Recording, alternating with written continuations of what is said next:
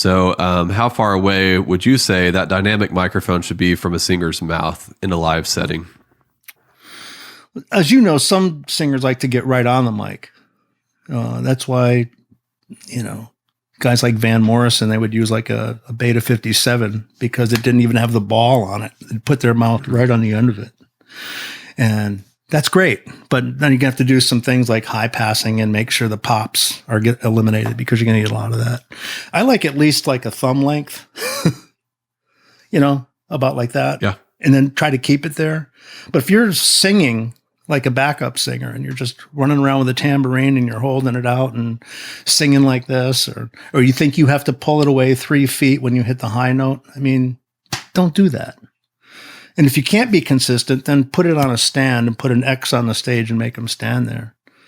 Because the thing you need is to have some consistency in the level. Mm-hmm. And if that's not taught to them how to do that, you're never going to get it right. You're going to set the gain, and the gain's going to have to be adjusted throughout the whole performance.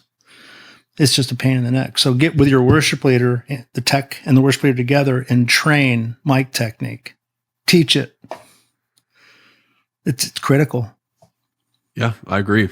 So what about a drum mic? How far should we have those from the head of the drum? I like to keep them within, 1 inch to 3 inches. And depending where you're aiming it, if you want to take a snare drum, for instance, put it right over the snare drum head, over the rim, pointed straight down, that's going to give you more attack. If you aim it to the center with the same distance off the head, you're going to get more tonal quality. You're going to get more of the frequency response of the drum.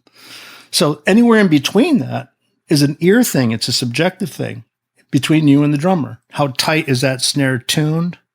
It's going to be a tat, tat, tat, or is it going to be a deeper snare? How about undersnare? What do I mic the undersnare for? That's where all the high frequencies live. That's where all the sizzle is.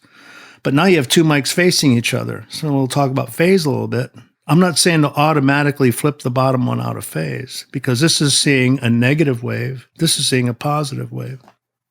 So they're not working together. But I would not hit that phase button reverse until I thought, well, it doesn't really sound so bad with it out. Maybe because they're not facing directly opposite. Maybe this one's like this and this one's like that. So all this is going to do, the 180 phase reversing is just going to flip it or put them in the same category like this, right? So if it sounds fuller with the button out, leave it alone. If it sounds thin with the button out, then try hitting the button in and see what happens with the sound. That's a little bit about phase reverse. Phase reverse can fix some things, but it can't fix a lot of things. The coolest device I think I've seen in recent years was the thing that Radial Engineering was making called the phaser, which you put two microphones into it, and you can actually dial out the comb filtering. You can dial them so they're in phase together, the right amount. It's not one or the other. That's a pretty cool device. Yeah, that's awesome. Overheads, it's different. Hi-hats, just don't put it where the hi-hats are blowing air. Get it above that. Yeah. So what about kick drum? How would you place your kick drum mic? Depends if you're using 1, 2, 3, 4 mics. What's your preferred setup? 2. 2 to have one inside, probably a condenser. Could be like a Surface, like a PZM type mic, a Beta 91, something like that. In there, not with a kick that's filled with stuffing. Have maybe like a little light pillow in there that barely touches the two sides, rested in there.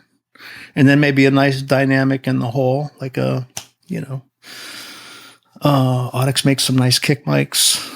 Beta 91, Beta 52, AKG D112. There's a lot of good kick mics, RE20s.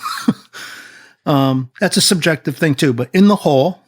And again, just don't stick it in the hole. Have somebody there moving things in and out and moving the adjustments so that the things aren't just pointed at the beater head. Maybe you want to point that kick drum hole microphone toward the shell more than at the beater. And then you also have to take into consideration some delay because the condenser is going to hear the sound before the one in the hole does.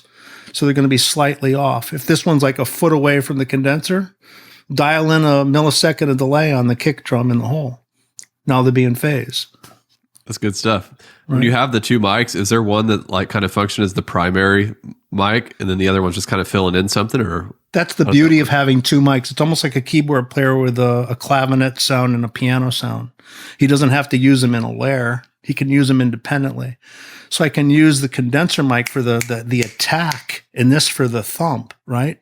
So if it's like a slow ballad or something, like a big and heavy thing, you can use that just one in the hole and forget the one inside.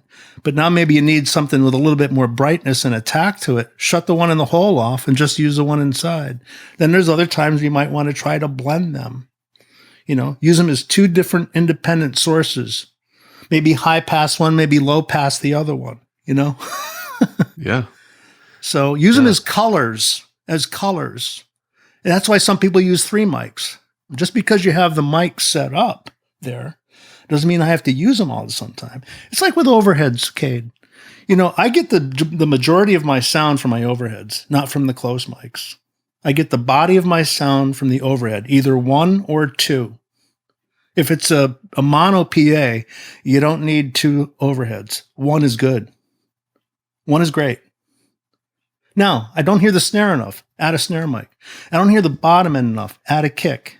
I don't hear these toms over here enough. Add one there. But you don't start out with 8 mics and then figure out which ones you're going to use. You get the body of your sound and add for articulation what you want to bring in more of.